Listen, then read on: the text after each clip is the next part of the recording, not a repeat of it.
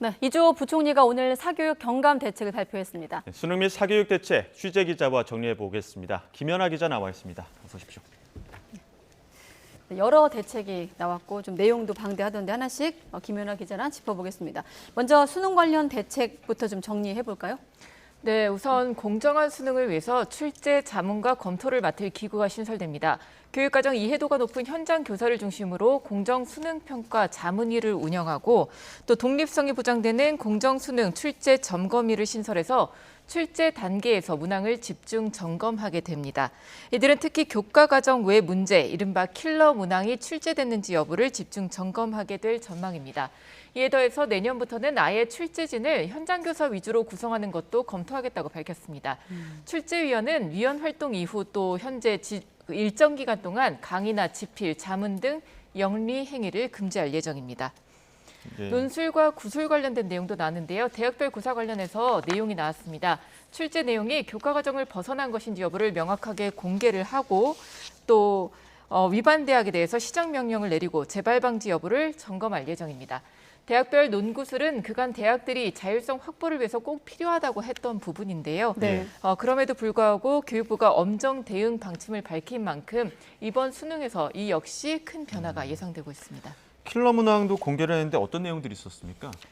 네, 먼저 이제 탐구 과목은 빼고 국어, 영어, 수학 이 세 영역에 대해서 킬러 문항 점검 결과가 났는데 예. 총 22개 킬러 문항이 공개됐습니다. 네. 문항별 선정 이유도 배포했는데 일단 숫자만 보면 21학년도 수능에선 수학 1개가 지목이 됐고 22학년도와 23학년도 수능 그리고 지난 6월 모의고사에서 모두 각각 7개씩이 킬러 문항으로 분류됐습니다.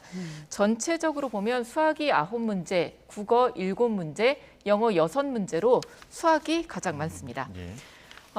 전체적인 설명을 좀 드리자면요. 국어와 영어는 지문이 너무 전문적이거나 배경 지식이 있어야 유리한 경우들이 문제가 됐고 수학은 여러 수학적 개념을 결합해서 과도하게 복잡한 사고나 고차원적인 해결 방식을 요구하거나 특히 공교육을 통해서도 풀 수 있긴 하지만 그 과정이 굉장히 복잡한 데 비해서 이 대학 교육 과정 같은 걸 선행한 경우에는 굉장히 쉽게 풀 수 있는 경우들 그런 것들이 문제로 지적됐습니다. 수학은 지적된 문항들 모두 4점짜리였고요. 국어의 경우 앞서 논란이 됐던 지난 수능 17번 L 그래프나 아니면 22학년도 수능의 기초통화 관련된 문제들이 꼽혔습니다. 네, 가장 궁금해하실 것 같아 다시 한번 요약해드리면 킬러 문항은 22개, 국어가 7개, 수학 9개, 영어가 6개인데 관심을 모았던 6월 모의고사, 모의평가에서도 7개가 킬러 문항으로 분류가 됐습니다. 대학에서 배워야만 풀을 수 있었던 문제를 빼기로 했다 한마디로 이런 거 아니겠습니까? 공교육에서도 풀 수 있는데 그러면 풀이 과정이 너무 긴데 대학 과정을 선행한 친구들은 더 쉽게 금방 풀 수 있다. 풀 수 있는 문제들 네. 꼽혔습니다. 아무튼 킬러 문항이 공개되면서 올해 수능 기조를 살펴볼 수 있을 것 같은데 지금 수능이 5달 정도밖에 안 남은 시점 아니겠습니까? 어떻게 좀 될 것 같습니까? 네, 일단 킬러 문항을 보면 이제 수능 기조가 보일 텐데 수학이 가장 많았지 않습니까? 그래서 이제 올 수능에서도 수학이 가장 변동성이 커질 거라고 유추를 해볼 수 있겠습니다. 이 구체적으로 보면 아까 잠깐 말씀드렸지만 고등교과 과정에서는 풀기 어렵다는 걸 들었던 것도 있지만 그 지난해 수능 22번 같은 경우에는 그냥 어렵다 이런 차원이 아니라 여러 수학 개념이 결합해서 문제 해결 과정이 복잡하다 이렇게 얘기를 했습니다. 또 선택 과목에서 미적분 응시 그 선택 과목을 했던 학생들은 미적분 교과 과정에 있는 변곡점이란 개념을 사용해서 쉽게 풀 수 있는데 반해서 다른 과목을 그 선택한 학생들, 특히 문과는 확률과 통계를 많이 하잖아요. 예. 이 문과 학생들 같은 경우에는 변곡점 개념을 모르기 때문에 이 문제를 상대적으로 풀기가 어렵고 그래서 형평성에 맞지 않다 이런 얘기들도 나왔습니다. 또 경우의 수를 과도하게 제시해서 이 각각의 경우의 수를 다 계산하면 시간이 너무 많이 걸린다. 그리고 실수를 유발할 수 있다. 이런 문제들도 이제 킬러 문항 선정 기준으로 이게 언급이 됐습니다. 그래서 이번 수능에서는 아마 수학에서 이런 함수나 수학적 개념들을 너무 이렇게 과도하게 결합해서 내거나 아니면 너무 많은 경우의 수를 다루거나 이런 것들은 좀 빠지지 않을까 예상해 봅니다. 킬러 문항으로 지목된 숫자도 수학이 많기 때문에 그만큼 변동성도 높아질 수 있다. 그런 문항들이 이제 다 조정이 될 텐데 조금 더 단순해질, 이른바 좀 단순해질 가능성이 좀 나옵니다. 국어나 과학은 좀 어떻게 될까요? 국어나 과학은 이제 당연하게 지문에 대한 문제가 언급이 됐는데요. 일단 읽어도 모르겠다 이런 지문들은 좀 문제가 됐다고 봐야겠습니다. 네. 이제 과학 개념들, 수학 개념들을 그 나열한 지문들을 국어 문제로 내거나 아니면 영어 같은 경우에 뭐 사회 철학이나 아니면은 과도한 이론 같은 것들을 영어 지문으로 내서 예. 사실상 이거를 읽어도 무슨 말인지 모르겠고 왜냐면 용어를 모르니까 예. 아니면 뭐 읽어도 이 철학 용어를 모르기 때문에 영어를 해석해도 이 해석한 말을 한국어로 이해할 수 없는 것들이 나왔다 이렇게 얘기를 했어요. 예. 그래서 이런 것들이 조금 조정이 될 걸로 보이고요. 그러니까 비문학 지문 같은 걸 내더라도 예전에는 이제 과학 어렵게 킬러 문항을 만들기 위해서 과학 지문들을 갖고 왔다 이렇게 치면 이런 것들이 조금 빠지고 이제 비문학 지문, 이게 약간 인문계성 지문들 그런 것들이 조금 출제가 되지 않겠느냐. 제가 이제 일선 현장 교사들 취재도 지금 들어가고 있는데 네. 일선 현장 교사들 갖고는 과학 지문 내는 거 자기들도 원치 않는다고. 네, 신문이나 아니면은 교과서에 실리는 정도 지문 수준에서도 얼마든지 낼 수 있다 이렇게 얘기를 일단 하고 있거든요. 네. 그래서 좀 변경이 있을 것 같습니다. 이 밖에도 많은 내용이 담겨 있는데 내신도 점검하는 겁니까? 내신? 네, 내신에 대한 언급도 있었습니다. 이제 왜냐하면 내신도 이게 9등급제다 보니까 이제 내신에서도 이 등급별로 비율을 유지하는 게 굉장히 민감하거든요. 네. 이게 동점자가 잘못 나오면 1등급이 사라질 수가 있습니다. 그러니까 이 내신에서도 이 최상위 등급을 1등급 숫자를 없애지 않기 위해서 꼭 맞추기 위해서 이 킬러 문항을 낸다는 지적들이 있었습니다. 그래서 그 문제를 해결하기 위해서 내신도 조정을 하겠다 그랬는데요. 일단은 교육과정 내에서 이루어지게 하고 요거를 선생님들끼리 그 교과 과목에 선생님들이 여러 분 계실 거잖아요. 그 네. 선생님들 교차해서 서로 점검을 하도록 하겠다. 일단 이런 대책이 나왔습니다. 그리고 선행학습 역량평가도 강화한다고 밝혔고요. 자사고나 외고, 국제고 존치로 인해서 사교육이 폭증하지 않도록 자기주도 학습 전형을 적용하고 면접 문항도 공개하기로 했습니다. 대입과 관련해서도 현재 너무 복잡한 대입을 수험생이 준비하기 어려워서 사교육으로 간다 이런 지적도 또 나왔었는데 그것도 이제 근교육에서 해결할 수 있게 하겠다. 그 교사 중심의 무료 대입 상담을 확대하겠다 이런 내용도 포함됐습니다. 네, 사교육 대책에 대한 발표인데 킬러 문항이 굉장히 많은 주목을 받았었고요. 결국에는 이게 킬러 문항을 잡아서 사교육을 줄이겠다 이런 취지 아닙니까? 그게 이제 큰 한 축이고요. 예. 이제 사교육으로 달려가는 수요 중에서 하나를 없애겠다는 거고 또 하나는 공교육을 강화하겠다는 겁니다. 그래서 이제 지나치게 뷰레이크 없이 성장해왔던 사교육 팽창을 제어하면서 예. 공교육을 다져서 사교육 수요를 어느 정도 흡수해 내겠다는 건데요. 이 관련해서 다양한 형태의 방과 후 보충 지도를 강화하고 그 EBS에서 제공하는 프로그램이 다 무료는 아니에요. 예. 그 중학 프리미엄이라든가 이렇게 연 70만 원 정도 하는 유료 프로그램들을 다 무료로 제공하고 추가로 컨텐츠도 개발하겠다 이렇게 밝혔습니다. 그리고 예전 이 정부 들어서 계속 강조하는 내용이긴 한데 초일 에듀케어, 뭐 늘봄 확대, 돌봄 확대, 방과 교육 확대 이런 걸 통해서 초등학생 저학년들의 사교육 수요를 공교육으로 흡수하겠다. 이 내용도 다시 한번 재차 강조가 됐습니다.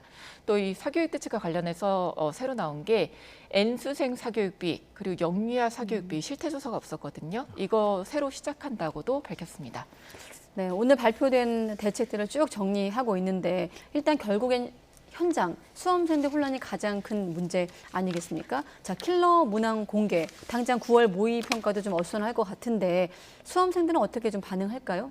일단 이번 킬러 문항 유형이 공개가 됐으니까 이제 9월 모의고사 어떻게 나올지, 네. 수능 어떻게 나올지 아마 분석들이 쫙 나올 텐데요. 수능 방향키가 되기는 하겠지만 이거는 그냥 참고만 하는 게 좋을 거라는 전문가들 의견입니다. 네. 어차피 수험생들 입장에서는 이제 한 143일 정도 남았거든요. 그러니까 이게 킬러 문항일까 아닐까 뭐 이런 데 힘을 쓰는 건 사실 의미가 크게 없겠죠. 그냥 현재 상황에서 너무 흔들리지 말고 본인이 하던 대로 공부를 계속하면서 다만 이제 그 선행으로 알고 뭐 공식을 대입하고 뭐 이런 거에 치중하기보다는 지금 기본에 충실한 교육 과정을 내겠다고 지금 강조를 하고 있으니까 아는 것도 확실히 다시 한번 풀어보고 또 과정 한번 짚어보고 그렇게 하는 게 전략적으로 좋을 거라는 조언입니다. 예. 지금 대통령 지시 나온 이후 지금 사교육 대책이 발표까지 열흘 남짓한 사이 뭐 혼란도 많았고 일도 많았었는데 학원가 목소리는 어떻습니까? 네, 뭐 전례 없이 강력한 톤으로 사교육 네. 대책이 계속 발표가 되고 있는데요.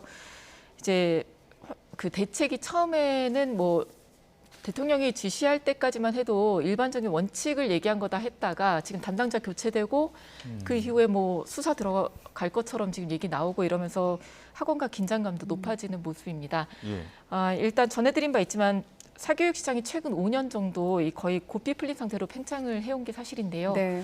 그 현재 토요일 기준으로 접수 사교육 그러니까 학원가 부조리 그리고 뭐 과장 허위 신고 광고, 허위 신고 이런 거 받고 있는데 토요일 기준으로 한 40건 정도 접수가 됐는데 이거 계속 받고 있고요.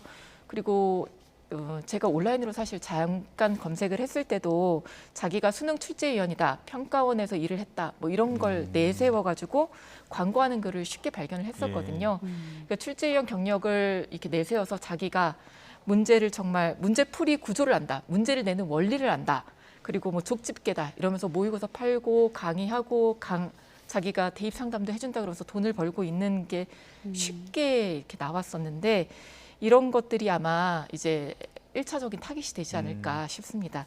그래서 이제 그동안 이렇게 출제위원 관리조차도 안 됐던 것들을 포함해서 이제 전반적으로 점검이 좀 이루어질 거라고 보이는데 이제 오늘 대통령이 다시 한번 이제 그 사법 조치까지 언급을 했잖아요. 네. 그러니까 그런 사례까지 보면 예전보다는 좀 강경한 대책이 나올 거고 좀 선을 넘은 것들에 대해서는 제어가 좀 되지 않을까 기대를 하고 있습니다. 네. 지금 김연아 기자가 사교육 점검이라는 게 새삼스럽지 않다고 했거든요. 어쨌든 지금 시점에선 사교육을 경감하기 위해 킬러 문항을 출제 단계에서 다 억제시키겠다 대책이 나왔습니다만 결국 변별력도 고민이 남는 거고 또 그 변별력 고민을 또 잡기 위한 다른 사교육 시장, 이를테면 풍선 효과인데 어떻습니까? 좀 단도직입적으로 쭉 취재해본 결과 사교육을 잡는 과정이 될까요?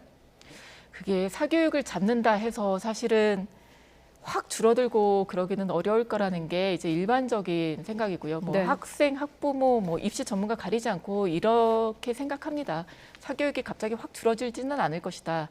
그리고 줄어드는 것 자체에 대해서도 회의를 보이시는 분들도 많거든요. 네. 왜냐하면 이게 통계로 이미 다 증명이 됐는데 역대 정부가 다 사교육을 줄이겠다고 했지만 실상 감소한 적도 몇 해 없고 또 네. 감소했다가도 다시 뛰어서 예전보다 더 팽창했습니다.